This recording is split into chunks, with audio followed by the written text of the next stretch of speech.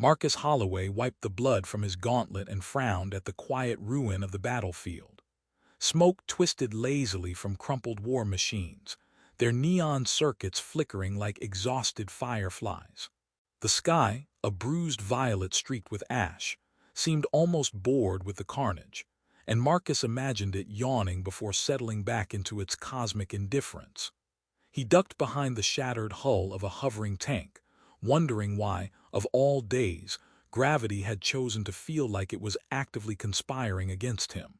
His boots squelched through the mud, each step announcing his presence to any remaining hostiles, or to the universe at large, which, judging by its silence, did not care. Then he saw her. She crouched behind the wreck of a reconnaissance drone, her long, luminous ears twitching in a way that made Marcus simultaneously curious and suspicious. Her skin reflected a faint silver sheen under the dying light, her eyes sharp and calculating, but with a weariness that felt almost human. She looked nothing like the propagandized nightmares his training had promised. Instead, she was elegant in a disheveled, war-torn sort of way, like someone had dressed a warrior in a fashion catalog and then threw them into a blender of bullets and fire. Marcus blinked. Hello." His voice felt absurdly loud, as if the air itself had been expecting someone to start reciting poetry. Her gaze snapped toward him, and she rolled her eyes so dramatically he almost laughed. "Finally," she said in accented galactic basic, "someone brave enough to pick me up off the floor without immediately trying to vaporize me." He raised a hand cautiously, then lowered it, unsure whether to feel insulted or relieved. You're the last of them." "Last," she agreed with a sigh, stretching her ears in a way that almost resembled a human shrug. "Congratulations on surviving the obvious danger zone, soldier. Now what's your plan, Captain Hero? Eat me, interrogate me, or just awkwardly stand there like a malfunctioning droid?" Marcus blinked again, because that was not the script he had been given in training. His mind raced through tactical options, while she made an art of eye-rolling and muttering complaints about how humans apparently had zero taste in armor polish. She flicked a finger at the drone wreck beside her. "And really, this thing. You call this a hover drone? I've seen more aerodynamic junk in human thrift shops." The absurdity of it made him snort. He risked a glance at the horizon and saw nothing but smoke and scattered debris, nothing but the quiet absurdity of a battlefield, and a woman with ears that could probably pick up a whisper from a kilometer away. "Right, well, if I don't shoot you, does that make me noble?" he asked. "Depends," she said, smirking. "Do you also bring muffins to prisoners or just awkward moral gestures?" He laughed, a short bark that startled a passing, half-dead sentinel bot, which clanged noisily against the mud before shutting down in defeat. "No muffins," he admitted, "though I could see if the field rations." "Oh, please," she groaned, covering her face with one hand in an exaggerated gesture. "If I wanted to die of blandness, I'd let the enemy chefs handle it. You humans have a monopoly on tragic food." Marcus had to admit her sense of humor was refreshing amidst the ruin. He extended a hand again, slower this time, carefully. "Come on, up. You don't look like you're going to leap up and shred me, at least not yet." She glanced at him, then back at the wreckage. "Fine, but only because standing hurts my pride more than crouching does." She rose, her long ears swaying, and Marcus noticed the faint hum that radiated from her, a subtle energy that made the air feel charged. He suspected she wasn't entirely human, but in that moment she was absurdly, unavoidably present. As they moved toward the extraction point, she continued to comment on the battlefield. "Really, your army has no concept of feng shui, do they? Debris placement is tragic. And someone, probably a junior officer, forgot to recharge the plasma turrets. Classic." Marcus chuckled. "I'll let them know. They love constructive criticism." "Oh, I'm sure they do," she said dryly. "Right after the part where they arrest you for losing a war." Their progress was punctuated by minor chaos. A derelict hovercraft keeled over as they passed, narrowly missing Marcus's boot. Lysera, she finally offered her name, shrieked with laughter rather than fear. Bravo! See, humans, this is how you survive, by letting the world attempt to crush you and laughing as it fails. Her humor was disarming. Marcus found himself explaining small things, like why the mud sometimes sparkled with leftover nanobots, or why certain smoke columns were toxic to humans but not to her. She mocked him relentlessly for having only primitive survival instincts compared to her species, fine-tuned senses. Yet he could tell she appreciated the effort. As night fell, the wreckage glowed faintly with the eerie bioluminescence of crashed alien tech. Marcus crouched beside a downed drone and found himself silently watching her adjust a control panel she apparently could interface with instinctively, a faint glow of amusement lighting her sharp eyes. "So you're telling me humans built all this junk and still can't operate it properly?" She teased. "You'd be surprised," he said. "Some of it has feelings." "Feelings?" She arched an eyebrow. "Humans really do anthropomorphize everything. Next you'll be telling me the plasma cannons are lonely at night." "Not lonely," he said with a grin, "just disappointed." They shared a moment of laughter, the sound strange and fragile against the battlefield's shadow. Marcus realized that she wasn't just the enemy soldier he had captured. She was something more complicated, something alive and unpredictable. The war might have ended, but the tension between them was a different kind of battlefield, one marked by wit, survival, and the strange, uncharted territory of human-alien interaction. By the time extraction ships arrived, Lysera was perched atop a wrecked turret, mock-saluting Marcus. "Lead the way, Captain, and please try not to trip over any more fallen empires while you're at it." He extended a hand to help her down, and she grasped it with a firm grip, her long ears brushing against his arm. They ascended together, leaving behind the ruins, the smoke, and the echoes of laughter and war intermingled. Marcus didn't know what the next day would bring, but he knew one thing. Surviving a war was one thing. Surviving Lysera's commentary would be an entirely different, and probably funnier, challenge. And somewhere in the back of his mind, he found himself hoping the universe was ready for both of them. The extraction ship hummed softly as it glided through the fractured atmosphere, its engines leaving trails of iridescent particles that looked like liquid stars spilling into the void. Marcus sat in the cockpit, trying to ignore the dull ache in his legs, and the way his uniform had acquired an unfortunate mix of mud, alien grease, and war dust. Lysera was perched across from him on the reinforced floor, legs crossed in a deliberately casual pose that somehow made him feel both irritated and entertained. She had commandeered one of the navigation panels, her long ears twitching as she tapped icons with precision, muttering under her breath about how human engineering was mostly theatrics and poor lighting choices. "Do you always have to critique everything you touch?" Marcus asked, leaning back in his seat.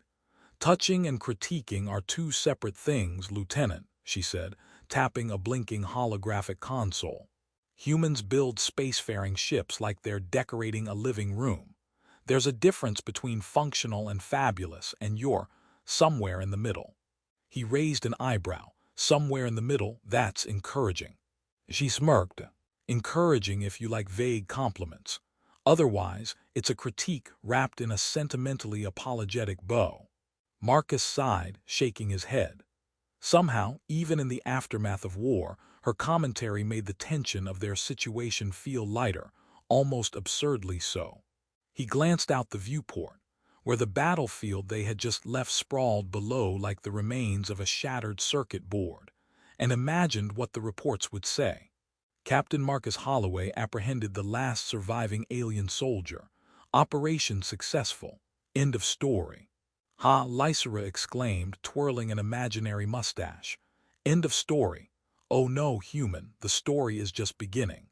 And it has plot twists, character development, and surprisingly awkward banter." Marcus chuckled, trying to keep his attention on the flight console. "Awkward banter. I see we've skipped past diplomacy into full-on sarcasm." Full-on is my specialty, she said, adjusting her position with an exaggerated stretch, her long ears brushing the floor. And besides, if I wanted diplomacy, I would have stayed with the people who consider every hover tank a temple artifact. The ship's lights flickered briefly as a minor power surge rattled the panels. Lysera didn't even flinch. Really? You call this a ship? I've been on cargo pods that handled turbulence better than your so-called stabilizers. Ignore it, Marcus said, fumbling with the manual override. I prefer to think of it as character-building turbulence. She laughed, a sound that was startlingly melodic against the hum of the ship's engines. Character building, huh? Humans have the strangest euphemisms for danger. On my planet, we call that probably dying, but whatever floats your starship. Hours passed in a strange rhythm of mild chaos and reluctant companionship. Lysera shared fragments of her life in the army, tales that twisted the horrors of war into darkly comedic anecdotes. She spoke of commanding units that refused orders because they didn't like the alignment of the enemy's uniforms, of reconnaissance missions that ended in unintentional interspecies dance-offs, and of supply runs where the cargo consisted of nothing but extremely dangerous but surprisingly aromatic plants. Marcus found himself laughing at stories that should have been grim, laughing because she made them absurdly human. At one point, Marcus needed a break from piloting and reclined in his chair, eyes closing briefly. When he opened them, Lysera had taken to tinkering with a small maintenance drone, coaxing it into forming awkward shapes with its mechanical limbs. "It's a pet now," she said, patting its metallic head. "Call him Captain Spark. He's officially part of our crew." Marcus groaned. "I'm in charge, and you've named a drone after a comedian from some old human sitcom. Why?" "Why not?" she asked, leaning back with a triumphant grin. "If you can't find humor in interstellar chaos, you're doing it wrong." By the time they reached a derelict space station orbiting a dying moon, Marcus had accepted that chaos and Lysera were inseparable. The station itself was a labyrinth of rusted corridors and flickering neon lights, partially powered by leftover alien reactors. It smelled faintly of ozone and burnt coolant. Lysera hopped down lightly, ears swiveling to pick up faint vibrations, muttering about the tragic acoustics of this place, and complaining that the air smelled like someone microwaved a starship salad. Marcus followed, checking his scanner for any surprises, but the immediate threat was a mix of half-functional robots and a few territorial feral maintenance droids. Lysera approached them like she owned the station, waving a hand and muttering in her own language. The droids froze, beeped, and retreated politely, as if her presence demanded compliance. "Impressive," Marcus said. "Either you're very persuasive, or they really dislike me." "They dislike your aura," she replied with a smirk. "I, on the other hand, exude confidence, charm, and a little bit of terrifying unknown power. Works every time." Inside a central chamber, Marcus began setting up a temporary containment field for her. Lysera observed with mock horror. "Oh, yes, a cage, just what a recently captured soldier needs. It really says, 'Welcome, you're now officially property of the boring humans.'" "I promise it's temporary," Marcus said. "Safety, protocol, not trying to hurt you." "Temporary, you humans use that word loosely. In my experience, temporary often translates to eternity with minor inconveniences," she replied, testing the field's boundaries with a flick of her fingers and a sly grin. Hours bled into the night. Marcus worked on the station systems, repairing shields and rerouting power, while Lysera alternated between assisting him and making increasingly elaborate jokes at his expense.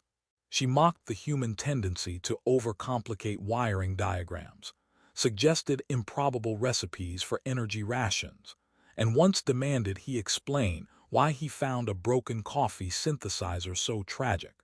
At one point, a malfunction triggered the emergency lights, bathing the room in harsh red. Lysera shrieked theatrically. "Oh, the apocalypse is here. Quick, hide behind this totally not abandoned console." She crouched dramatically, then peeked over the edge with her long ears twitching. Your reactions, human, are delightfully slow. I could eat an entire rations pack while you blink.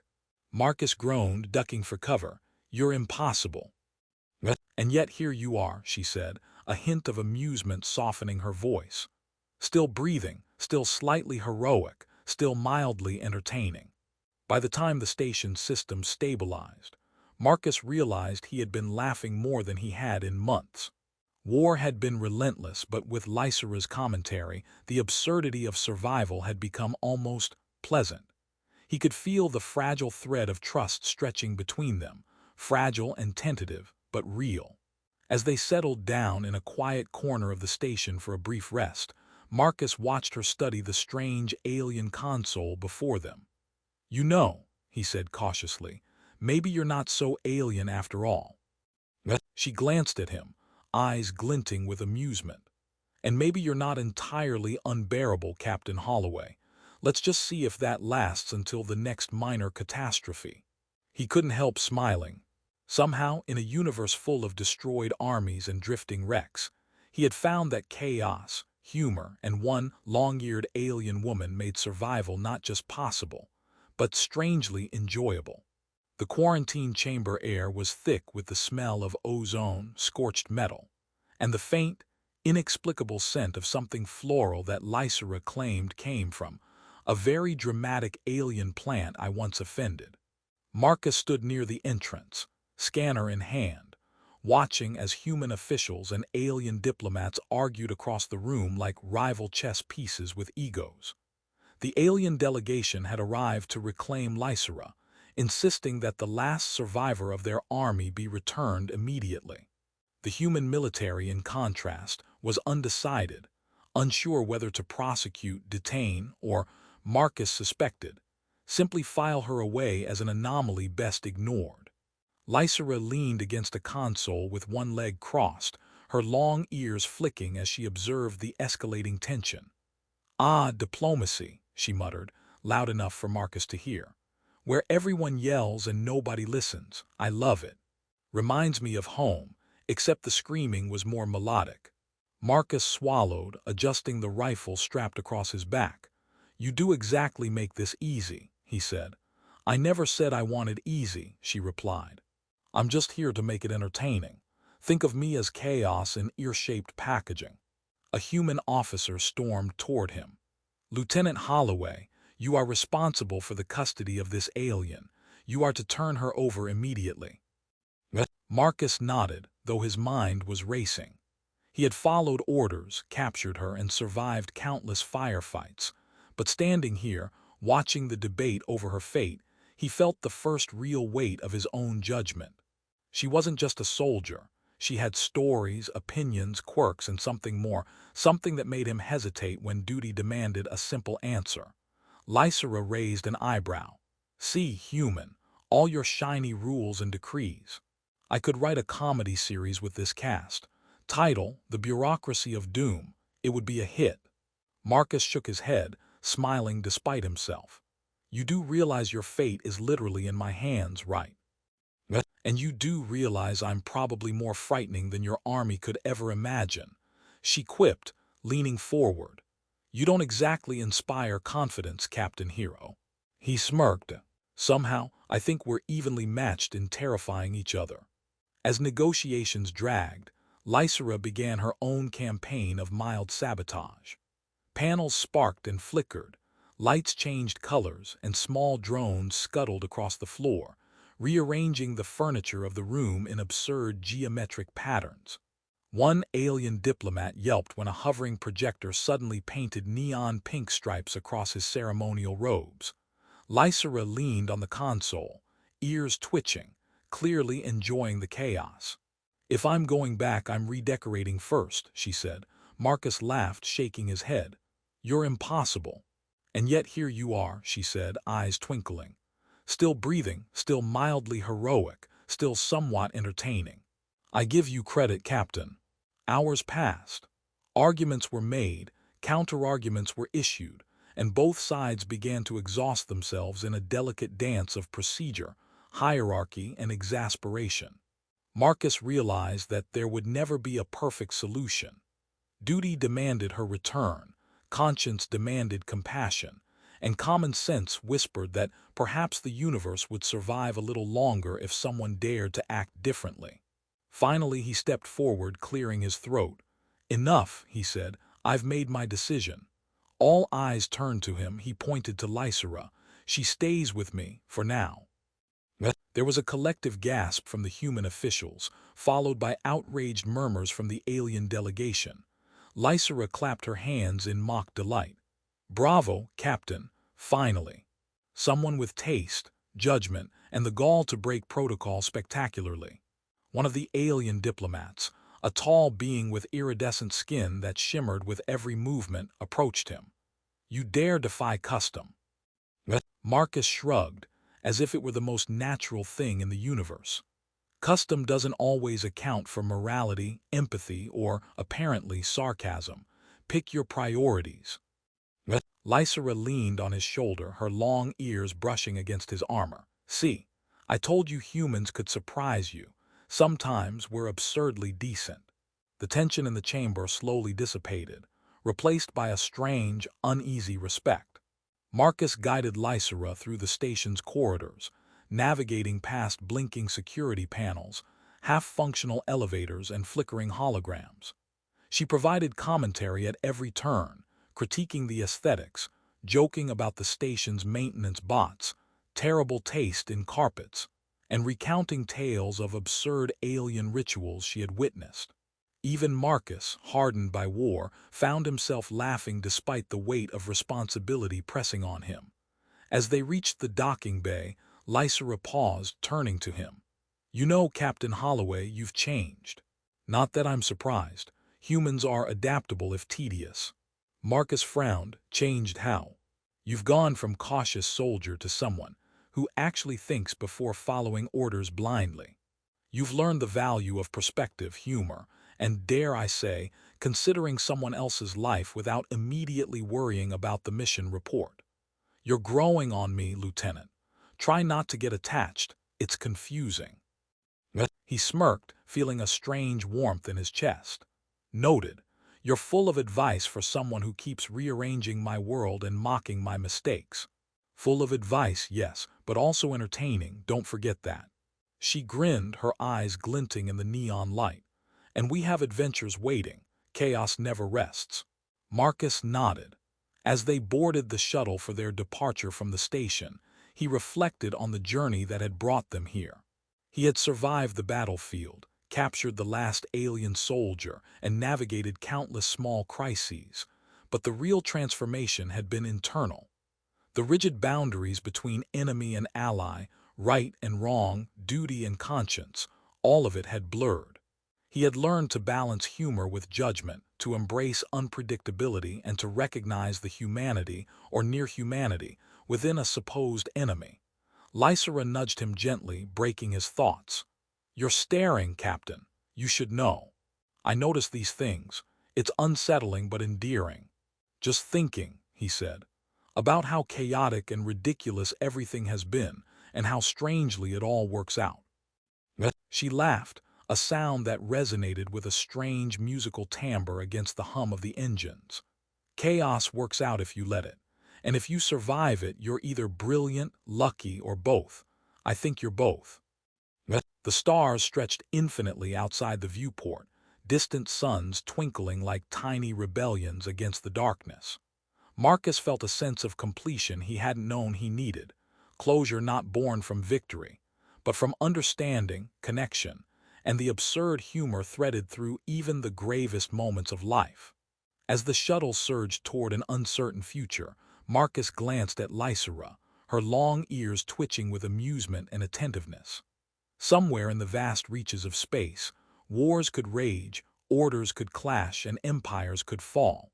But here, now, in the quiet hum of their shared ship, he realized that survival was not the point. Connection was, laughter was, choosing to act with conscience, even in the shadow of chaos, was. "And now," Lysera said, leaning back, "we wait for the universe to realize it just got a little more complicated. And infinitely more interesting." Marcus chuckled, nodding. I think it's ready for us. And for the first time in months, perhaps years, he felt the truth of it. Not just survival, not just duty, but the unspoken possibility that even in the ruins of war, something entirely new and unexpected could thrive.